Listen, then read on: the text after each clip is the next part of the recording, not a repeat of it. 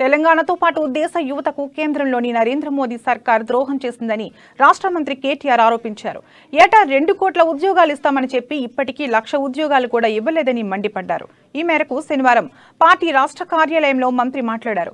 కేంద్రంలోని Modi సర్కారుపై charge sheet పెడుతున్నామని KTR చెప్పారు. నల్గొండలో హ్యాండ్లూమ్ పార్క్ కడతామంటూ ఇచ్చిన హామీని కేంద్రం మరిచిందని విమర్శించారు. విభజన హామీలను ఇప్పటికీ నెరవేర్చకుండా తెలంగాణతో పాటు ఆంధ్రప్రదేశ్కు కూడా కేంద్రం అన్యాయం చేస్తోందని విమర్శించారు.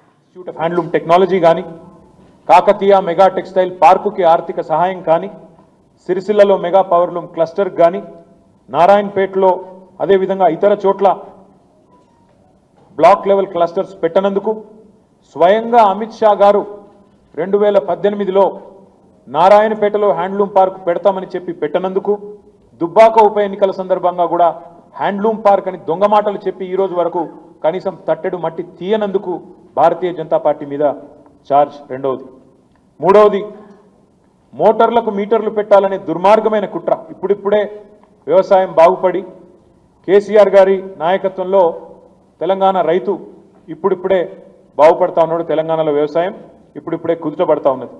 అట్లాంటి తెలంగాణ రైతును సావు దెబ్బ కొడుతూ మోటార్లకు మీటర్లు పెట్టి ఉచిత విద్యుత్కు ఉరిబెట్టే ప్రయత్నం చేస్తున్నందుకు తెలంగాణ రైతుల పక్షాన 30 లక్షల పంపు సెట్లున్న తెలంగాణ రైతుల పక్షాన, అదేవిధంగా తెలంగాణను మళ్ళీ కరెంటు సమస్యల వలయంలోకి నెట్టే ప్రయత్నం చేస్తున్నందుకు, మా యాదాద్రి మెగా పవర్ ప్రాజెక్టుకు రుణాలు ఆపి దాన్ని నిలుపు చేసి మళ్ళీ సావు దెబ్బ కొట్టే ప్రయత్నం చేస్తున్నందుకు తెలంగాణ రైతాంగం తరపున మరొక ఛార్జ్ వేస్తున్నాం.